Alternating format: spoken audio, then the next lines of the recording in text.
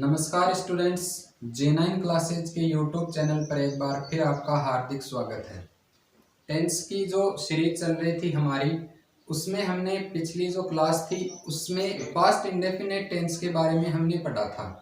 Past indefinite tense की जो साधारण जानकारियाँ थी, यानी क्या उसकी परिभाषा होती है, हेल्पिंग वर्ब, मैन वर्ब और जो सेंटेंसेस थे उनके पैटर्न या फिर जो एडवर्ब थी उनके बारे में हमने पिछली क्लास में पढ़ा था। देखिए थोड़ी सी जानकारी और हो जाए जिससे कि आपका रिपीटेशन हो जाए। जो पास्ट इंडेफिनिट टेंस था उसकी जो परिभाषा होती है, यानी किस प्रकार के काम होंगे इस टेंस में, उसके बारे में हमने पढ़ा था कि जो काम अभी जो समय चल रहा इससे पहले वाले समय में, यानी जो समय बीत गया है उस समय में जो काम हुए थे वो शामिल होंगे कौन से टेंस में, पास्ट इंडेफिनिट टेंस में। फिर बात की थी हमने इसकी पहचान, यानी हिंदी के वाक्यों की पहचान क्या होती है। थोड़ा थोड़ा जो पीछे टेंस हमने पढ़े थे साथ साथ में प्रेजेंट टेंस भी हम पढ़ते जाएंगे। देखिए जो प्रेजेंट इंडेफिनिट टेंस था उसको लेते हैं इसके साथ में, उसके हिंदी के वाक्यों की पहचान क्या पढ़ी थी हमने कि जिन हिंदी वाक्यों के अंत में ता है, ती है या ते हैं आदि शब्द आए वो शामिल होंगे कौन से टेंस में, प्रेजेंट इंडेफिनिट टेंस में। फिर जो पास्ट इंडेफिनिट टेंस है उसके हिंदी के वाक्यों के अंत में क्या आता है, ता था, ती थी या ते थे, या फिर गया था या आया था, या आया, गया या गई, इस प्रकार के जो शब्द आएंगे वाक्यों के अंत में वो शामिल होंगे कौन से टेंस में, पास्ट इंडेफिनिट टेंस में। फिर बात की थी हमने इसकी जो हेल्पिंग वर्ब, यानी सहायक क्रिया क्या होती है इस टेंस की, एक ही होती है, वो होती है डिड। यानी आप जितना सुनोगे उतना ही आपको याद होगा। अगर एक बार में आप नहीं सीख पाए हो तो बार बार देखना, वीडियो को अंत तक जरूर देखना जिससे आपको नई नई जानकारियां मिलती रहें। फिर देखो इसकी हेल्पिंग में बताइए आपको डिड।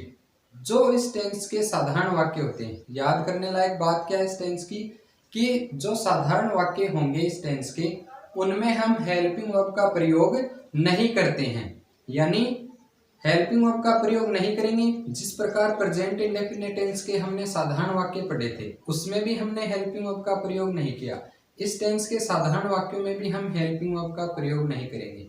जबकि सब्जेक्ट के तुरंत बाद में, यानी साधारण वाक्यों में, इस टेंस के साधारण वाक्यों में सब्जेक्ट के तुरंत बाद में हम मैन वर्ब की सेकेंड फॉर्म काम में लेंगे। जबकि जो नेगेटिव और इंट्रोगेटिव सेंटेंस है उसमें हम डिड हेल्पिंग वर्ब के साथ मैन वर्ब की फर्स्ट फॉर्म काम में लेंगे। उसके बाद हमने जो 4 सेंटेंसेस थे उनके स्ट्रक्चर के बारे में पढ़ा था।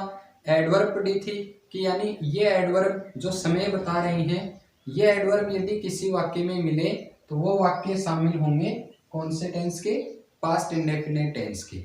अब जो आज की क्लास होगी हमारी उसमें हम पढ़ेंगे पास्ट इंडेफिनिट की कंडीशंस के बारे में, यानी कौन कौन सी शर्तें होंगी जिसके साथ हम पास्ट इंडेफिनिट टेंस जोड़ेंगे। ठीक है, तो चलिए पढ़ते हैं पास्ट इंडेफिनिट टेंस की कंडीशंस। देखिए अब शुरू करते हैं कंडीशंस, यानी शर्तें कौन कौन सी लागू होंगी जो पास्ट टेंस में हम काम में लेंगे। पहली कंडीशन हमने लिखी है टू एक्सप्रेस एन एक्शन और वर्क।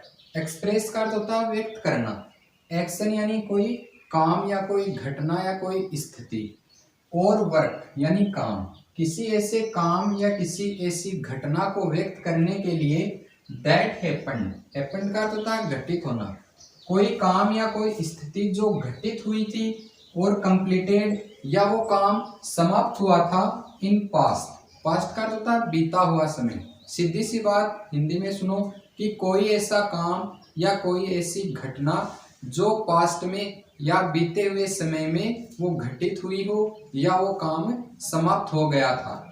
एग्जाम्पल्स देखिए, he went to Jaipur yesterday, यानी यस्टरडे यानी बीता हुआ कल, कल बीत गया yesterday.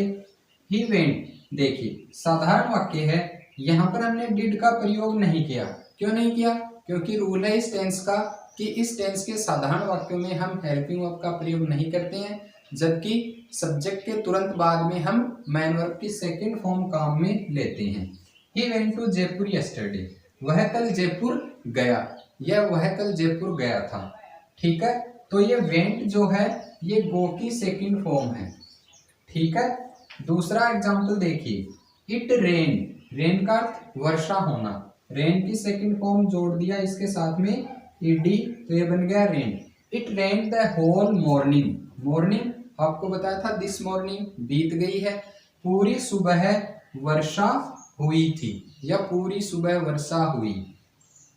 I came here once, अब देखिए वंस भी आपको बताया था कि एडवर्ब है पास्ट टेंस की। आई केम हेयर वंस, मैं यहाँ एक बार आया था। तो ये तीनों एग्जाम्पल पास्ट इंडेफिनिट टेंस के कंडीशन के अकॉर्डिंग कि जो काम होंगे वो बीते हुए समय में जो काम समाप्त हो गया हो वो शामिल होंगे पास्ट इंडेफिनिट टेंस में। अब देखिए आगे condition number 2, to express past habitual action. ध्यान देना, कौन सी आदतें जो हमें पास्ट में हमारी जो आदतें थी उनको व्यक्त करने के लिए हम पास्ट इंडेफिनिट टेंस का प्रयोग करते हैं।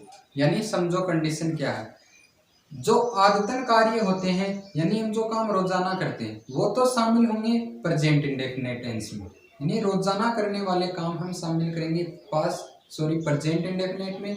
लेकिन जो काम हम पहले करते थे और अब नहीं करते हैं, यानी जो समय बीत गया था या किसी बीते हुए समय में कोई काम हमारे द्वारा रोजाना किया जाता था और अब वो काम हम प्रेजेंट में यानी वर्तमान समय में नहीं करते हैं, वो शामिल होंगे पास्ट इंडेफिनिट टेंस में।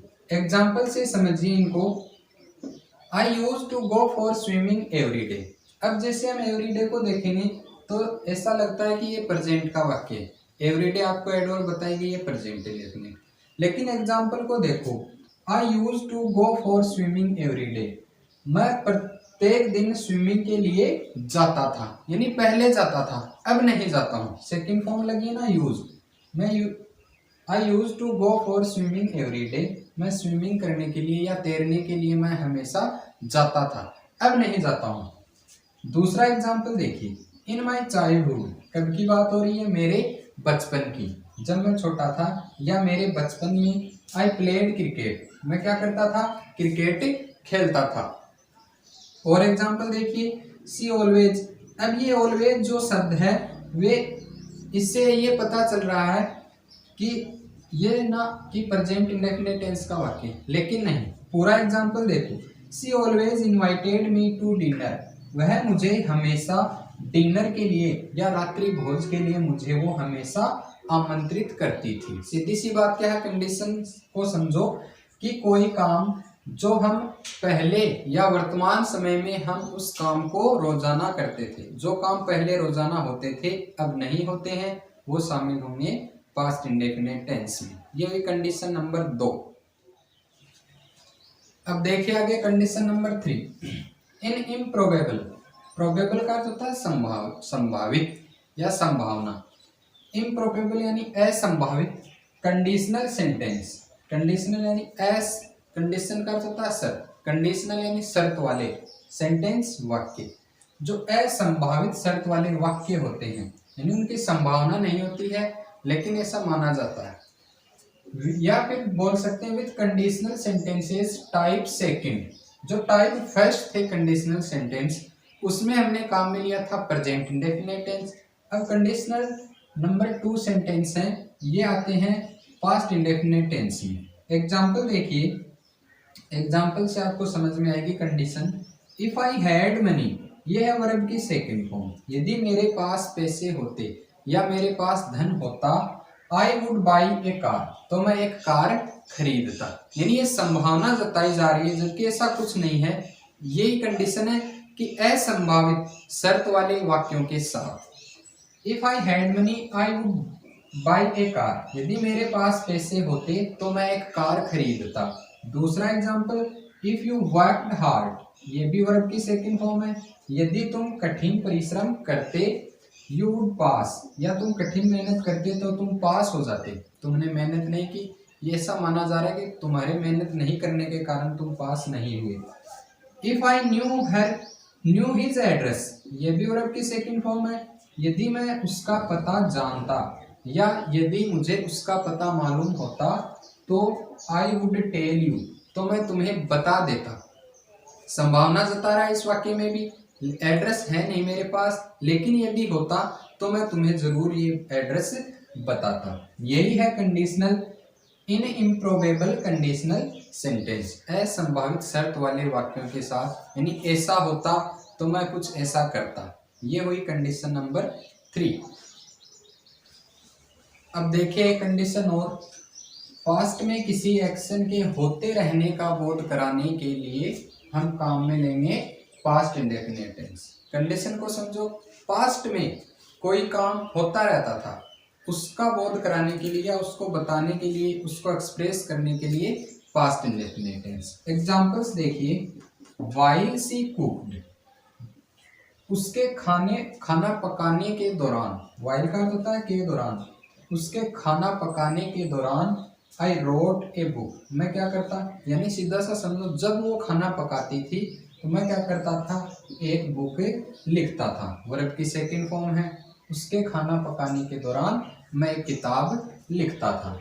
दूसरी, व्हाइल दे प्लेड, जब वे खेलते थे या उनके खेलने के दौरान, वी स्टडीड, हम क्या करते थे, हम अध्ययन करते थे। यही कंडीशन है, पास्ट में वर्ब की सेकंड फॉर्म आ रही है, तो पास्ट में किसी काम को बताने के लिए या पास्ट में कोई काम निरंतर होता रहता था, उसको व्यक्त करने के लिए हम काम में लेंगे पास्ट इंडेफिनिट टेंस।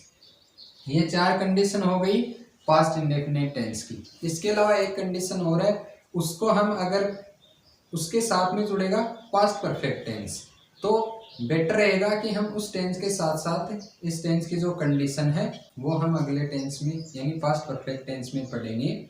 4 कंडीशन हो गई इस टेंस को। अगर समझ में ना आया हो तो आप बार बार देखना, एक बार देखोगे, 2 बार देखोगे, 3 बार देखोगे, यानी कोई भी ऐसा काम नहीं है जो इम्पॉसिबल है। आप बोलते हो कि हमें इंग्लिश समझ में नहीं आती है या हम सीख नहीं पाते, क्यों नहीं सीख पाते, ये आप इसको बोरिंग समझ लेते हो कि इंग्लिश वो एक बोरिंग सब्जेक्ट है।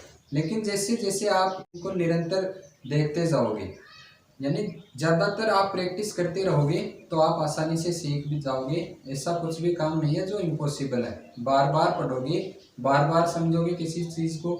ये बढ़िया प्लेटफॉर्म है यूट्यूब पर। आप यदि कोई क्लास में क्या होता है, यदि हम ऑफलाइन पढ़ रहे हैं तो एक बार बता दिया, घर जाके आपने पढ़ाया नहीं पढ़ा, दूसरे दिन टीचर ने भी यदि आपको नहीं पूछा तो आपको समझ में नहीं आया। लेकिन इस प्लेटफॉर्म पर आप क्या करोगे, एक बार में आपको समझ में नहीं आया तो दोबारा देखो, यानी ये चीज़ें हैं हमेशा यहीं पर रहेंगी।